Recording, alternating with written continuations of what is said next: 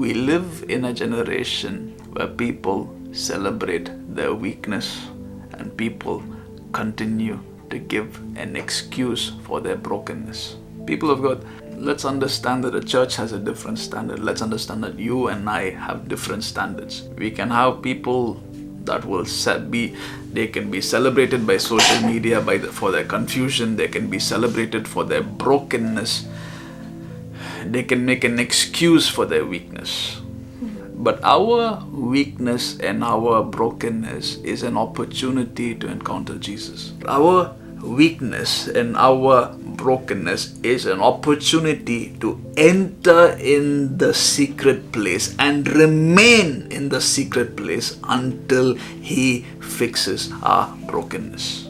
Because only He can do it. We have to be people who remain in the secret place until the brokenness of the soul is repaired. Because this is the problem, people of God. We can tolerate sin and we can be so broken to the point that we can walk in such victim mentalities. To the point that in our brokenness, our lenses are perverted. That one moment when anyone comes to help us, we will look at them as a person trying to exploit us. At one moment when someone comes to help us or say something to us, we will look at them through our brokenness and we will look at them as vessels that the enemy has sent. And then we will say funny things like, the enemy has hijacked people in my house to attack me. No, the enemy has not hijacked people in your house. You're the problem. And that is a hard truth for people to understand, because all of this begins when you stray away from consistently following Jesus. All of this begins when you allow your heart to be broken. And now Jesus is trying to help you by even sending people. Some of them might not be spiritual. Some of them can even be your parents. And Jesus can have a way of sending people who just have concern for you. And these people are experts in exposing your brokenness. You know how they expose your brokenness? Can I help some of you? They will tell you you've changed. Maybe the people that Jesus sends to you in your house, maybe they're not the problem. And I started thinking to myself, what if we're dealing with a generation that has a victim mindset? That think everyone else is the problem, not me. We live in a generation that celebrates victims, that celebrates victim mindsets. And we're in a culture that is producing weak-minded people that are so broken that even their own parents are threats. Yet not knowing, perhaps Jesus has sent them to expose your brokenness. And they see a child growing up, and now it's as if the child knows better than their parents. No, they are guardians for a reason. The only place where you can stop listening to your parents is when they tell you walk away from Jesus. When they tell you and Jesus, no. When they tell you dishonor Jesus. When they expect you to honor them more than your honor for your Jesus. When they expect you to love them more than your love for Jesus. That's the only place. But stop being victims. If there's someone here, if your parents have been giving you a bad time, maybe the problem is you. Your problem is not fixed when you go to a church. Please show me in the Bible. Your problems will be fixed when you go to a church. That's not the solution. Your problem will not be fixed when you go back to your parents. They'll expose your brokenness even more because they've seen you from the time you've grown up. So there are some things our parents that will say that we have to take with a grain of salt. That we have to look at and say, okay, I might not agree with everything completely, but perhaps this is God speaking to me through them. Because even when your brokenness is exposed by people, the only place where it can be fixed is when you go to Jesus. So what I'm here to tell you is, don't tolerate things for too long. Disconnect from the past. Disconnect from your mind in the past. And if you're still broken, go to the feet of Jesus. Go into the secret place and remain there. Don't come out until you are whole. Because the people that you live with should have a reason to follow Jesus. They should look at you and be able to imitate Christ in you. They should not look at you and look for another excuse to hate Christians. We have to be vessels that can come to a point where we give people a reason to follow Christ. Because there is a standard for a child of God. There is a standard to a king and a queen of God. And the standard is honor. And honor begins in your house. Your brokenness has caused a breach in your house. And I don't care if your husband is an unbeliever. The standard that God told you is honor him. Because if he is not treating you right, you're not treating him properly. But I'm not able to love him. Perfect. The love of God shed abroad in our hearts through the Holy Spirit. The Holy Spirit will help you. This is an opportunity for you to receive the Holy Spirit. This is an opportunity for you to grow in love. You were the vessel that was sent to be the deliverer. But give your husband a reason to imitate Christ. If he's going to see you praying and if he's going to wake up seeing a grumpy face, he'll say these Christians, especially these Pentecostals, are so weird. Our problem is not because of our parents. Our problem is not because of our environment. It is us. The problem is because you have not heard God. You've tolerated things in your life that has resulted in your brokenness. Take your brokenness to the presence of Jesus so that you can be whole.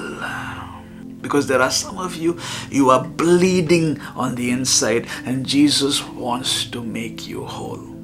You are bleeding on the inside and the solution is not a relationship.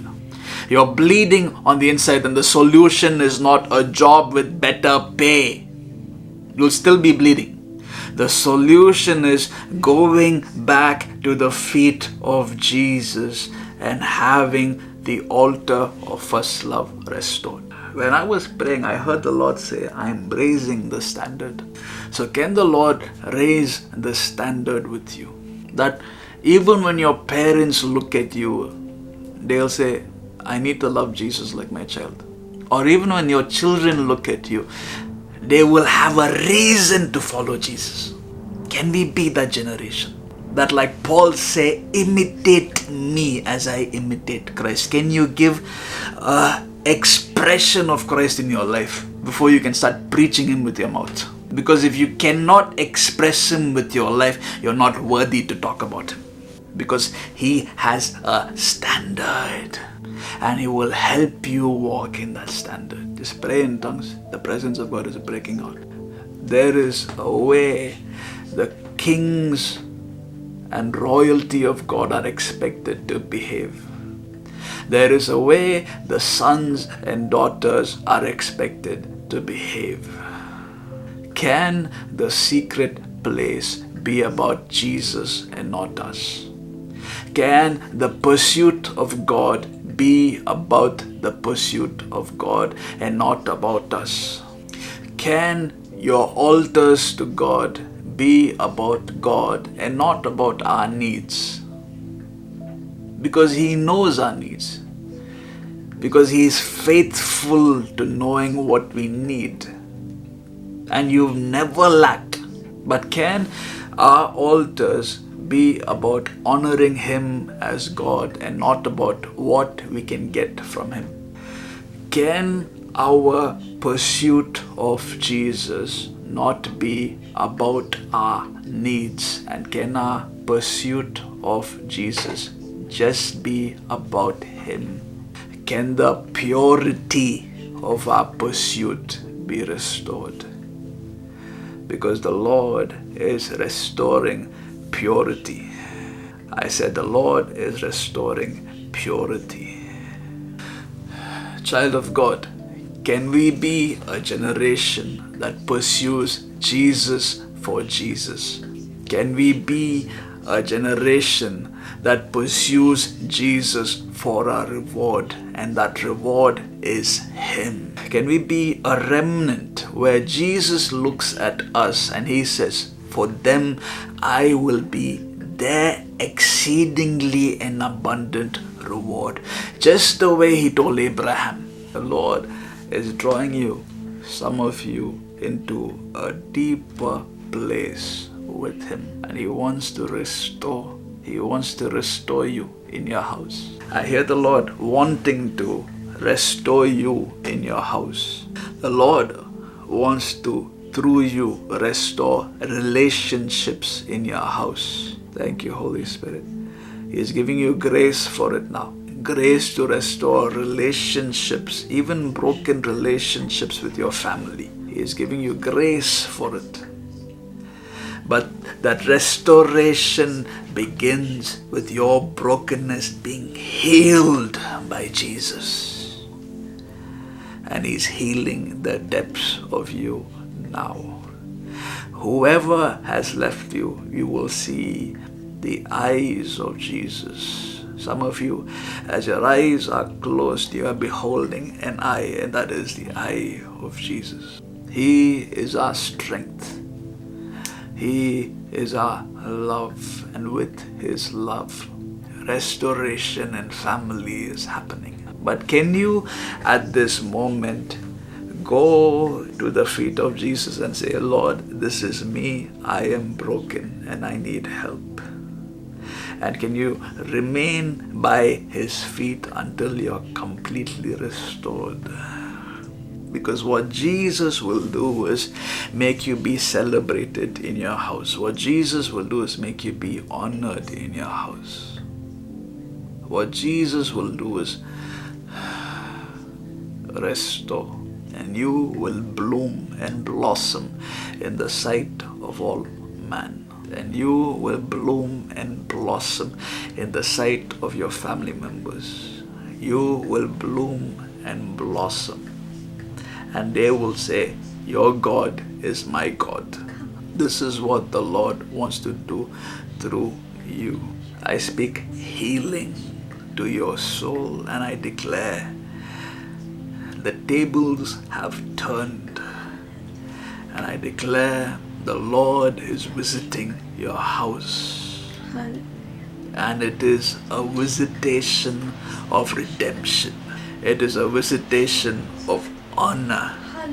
It is a visitation where he is turning the tables.